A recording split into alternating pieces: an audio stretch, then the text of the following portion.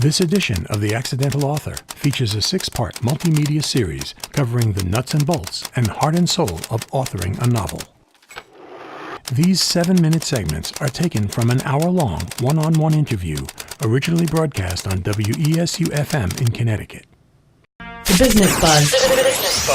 Live with Jeff Sherman. Whoa!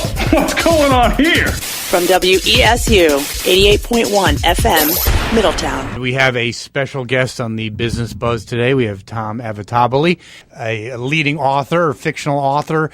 Tom Avitabile, author now of 4 books. One thing, Tom, I know that you've always had a strong technical background. I think when we first met, you talked about, you when you were a kid, actually you developed a briefcase computer. I still remember that story, very interesting. And also the story about getting the film about the Vietnam. But that aside, you've been very technically oriented. But one thing that I love about your books, and I strongly recommend to our listeners out there, starting with The Eighth Day, Hammer of God, these are great books because I've read a lot of books in my life, and either they stray on one side or the other. They're great in the human interest side, or they're great from the technology or technical side. Tom Avitabile, our current guest in studio, has had the unique way of blending a strong storyline with great character development. And for me, that's interesting, Tom, because I do know you. I wouldn't think that's your natural inclination to have that really deep dive into character development. Well, that was one of my epiphanies coming of age. I'm a film director also. I've done a lot of commercials, a lot of film projects, and in the study of directing, it's actually the study of humans. It's really not about camera. You need to know all that. You need to know a 50 millimeter lens from a telephoto lens. You need to know camera motion. You need to know sets and design, and you need to know space and all that. But it's really, at the end of the day, about the life in front of the camera. That's what makes a story work for humans. Dog movies, maybe there's another thing. But for humans to perceive a movie, it's about the life in front of it. So the greatest engineering you can do is the engineering of the human dynamic. So I look at it that way. I look at the cause and effect, the stimulus response, the up and down and right and left of the human condition, because that's always in play. I think if there's a fault to be had with techno thrillers, which was my genre before this new book, it's that maybe they were a little too technical and they're really much into like the Mego phase for a lot of people who are essentially humanists. But if you can bring in a human backdrop, if you can make the characters have the daily challenges that we all have, like you can save the world, but you still got to take the garbage out.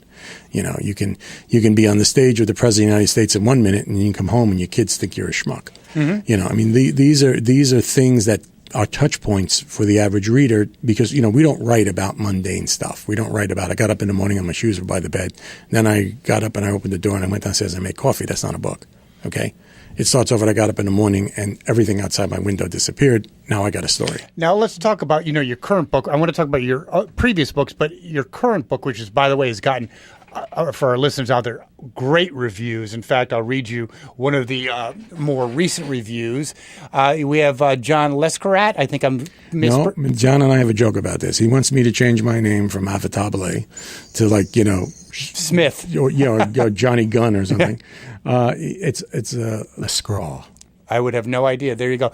2 master's degrees, and there you go. That's money well spent. But anyway, the go-to guy for pure thriller reading pleasure, Tom Avitabile delivers with every word, and he is a New York Times best-selling author in his own right. Oh, John is a master at this. His books just elicit a whole.